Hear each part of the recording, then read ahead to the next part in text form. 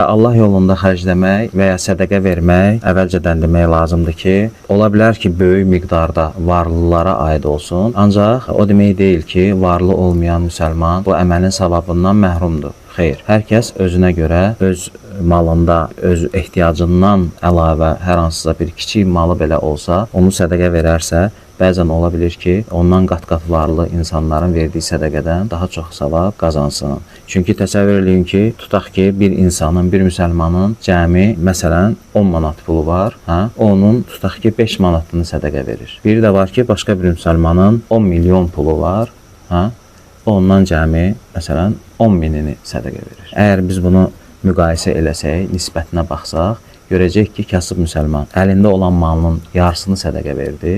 Ancaq o biri varlı müsəlman isə daha az, yəni bir neçə faizini sədaqə verdi. Və Allah qatında da ixlasla, əgər o sədaqə qəbul olunarsa, ixlaslı olarsa və qəbul olunarsa, həmən varlı müsəlmanın verdiyi böyük miqdarda sədaqədən də daha qiymətli ola bilər və Allah Taala onu insan üçün böyüdər və axırda qiyamət günü dağlar boyda bir savaba döndərər. Birincisi, Allah Subhanahu wa Ta'ala Quran-ı Kərimdə Əl-Münafiqun surəsində buyurur ki: "Və-enfiqu mimma razaqnakum min qabl an ya'tiya ahadakumul mautu feyaqul Rabbi laula axhartani ila ajalin qaribin fa'asaddaqa və akun minas-salihin." Deyir ki, sizə ölüm gəlməzdən öncə və siz, ey Rəbbim, məni qaytar ki, mən sədaqə verim və salihlərdən olum deməzdən əvvəl neyin?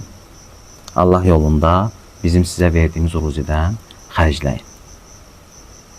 Yəni, buradan nə başa düşürük? Yəni, bir müsəlman Allah yolunda xərcləməzsə, yəni malı olarsa və Allah yolunda xərcləməzsə, Allah yolunda xərcləmək də fərz də ola bilər, sünnət də ola bilər, düzdür? Yəni, vacib də ola bilər, nafilə də ola bilər. Əgər malının miqdarı zəkata düşürsə, zəkat sənə vacibdir, o olur sənin vacib sədəqən, düzdür? Yox, düşmürsə, ondan əlavəsi də olur sədəqə və həmçində zəkat əhlindən deyilsənsə, hər hansısa bir Allah yolunda xərclədiyin malda olacaq nə? Vacib yox, nafilə sədəqə. Və Allah Subhanahu wa Ta'ala burada müsəlmanlara xatırlatma edir ki, yəni ölüm gələnə qədər, ölüm gələndə ola bilər insanın əməli az olsun, əməli zay olsun və o təmənna eləsin ki, kaş ki Allah məni qaytarardı, mən sədəqə verənlərdən olardım və salihlərdən olardım. Bu da onu bildirir ki, sədəqə vermək nədir? Salih insanların sifətidir, onların vəsfidir, onların əlamətidir.